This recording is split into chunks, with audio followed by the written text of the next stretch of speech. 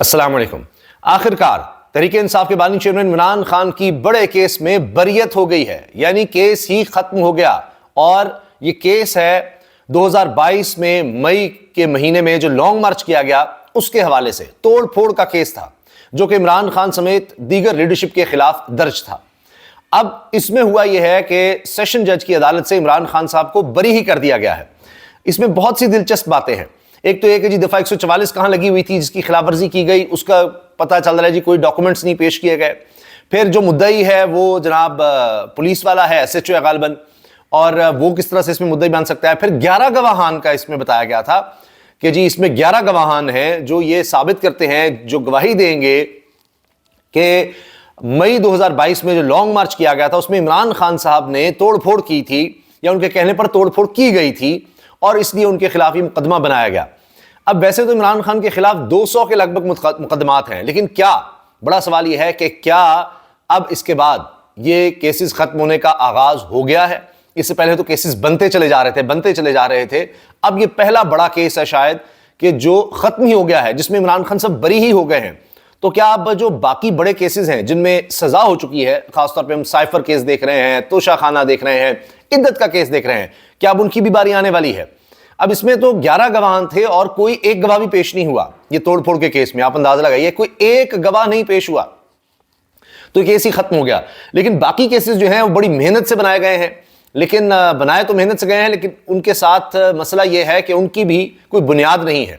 اور جس طرح سے سلمان صفدر ہوں، بیرسٹر علی ظفر ہوں، دیگر وکلاء ہوں تحریک انصاف کے عمران خان صاحب کی طرف سے جو پیش ہو رہے ہیں، وہ یہ کہتے ہیں کہ یہ بڑی جلدی کیس ختم ہو جانے والے ہیں۔ جس دن بھی کیس سنا گیا اسی دن یہ کیس ختم ہو جائیں گے۔ صدیق جان اس سے پہلے کہہ چکے ہیں کہ تقریباً 15 دن یا 2 ہفتے ہم کہہ سکتے ہیں، ان کے اندر لگتا یہ ہے کہ کیس ختم ہو جائیں گے۔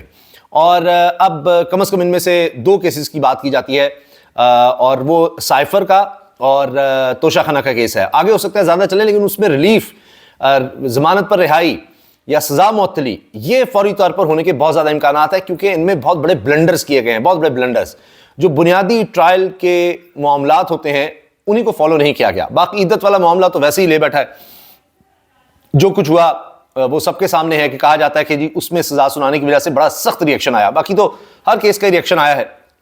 اور اگر رد عمل دیکھنا ہے تو آج آپ خیبر پختونخوا اسمبلی کو دیکھ لیں، وہاں پر ممبران آئے، خاص طور پر علی امین گنڈا پور جو نامزد ہیں وزارت اعلیٰ کے لیے، اور وہاں پر انہوں نے عمران خان صاحب کی تصویر اٹھائی ہوئی تھی۔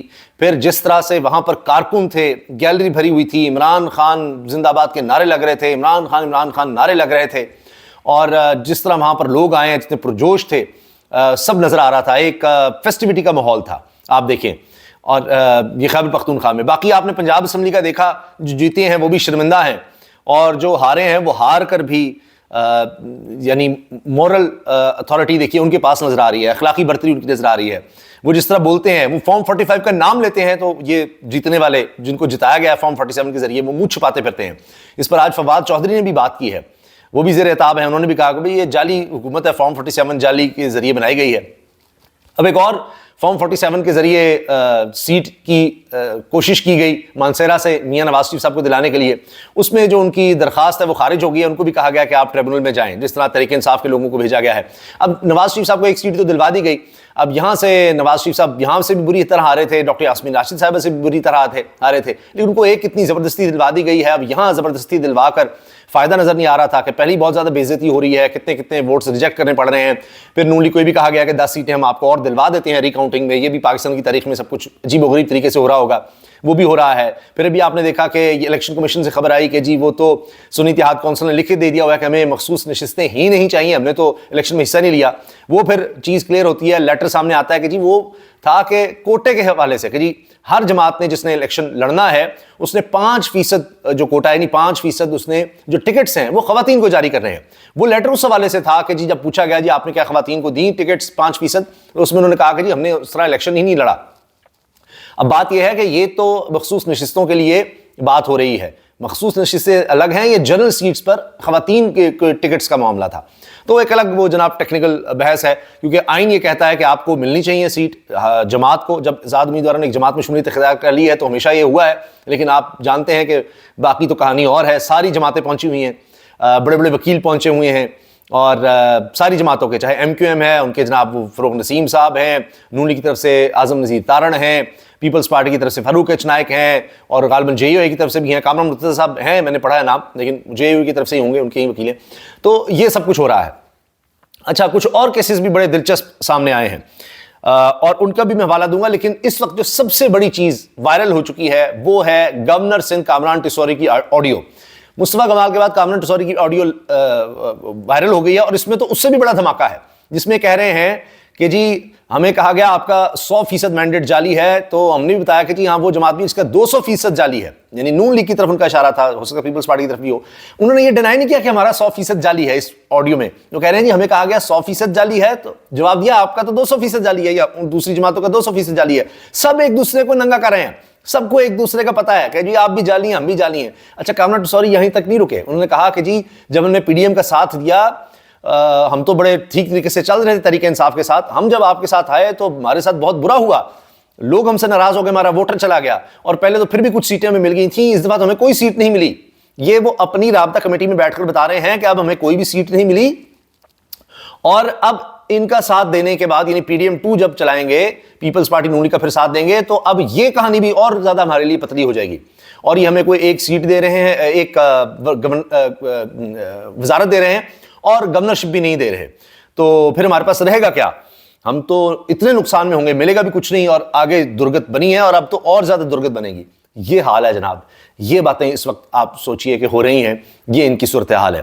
باقی خیبر پختونخوا اسمبلی میں نظر آ رہا ہے کہ مخصوص نشستوں کا الگ معاملہ ہے, لیکن وہاں بھرپور طریقے سے تحریک انصاف نظر آ رہی ہے, اور پنجاب اسمبلی میں جو بھی سلوک کیا جائے گا اپوزیشن کے ساتھ, پھر اس کا جواب تحریک انصاف جو ہے خیبر پختونخوا میں دے سکتی ہے.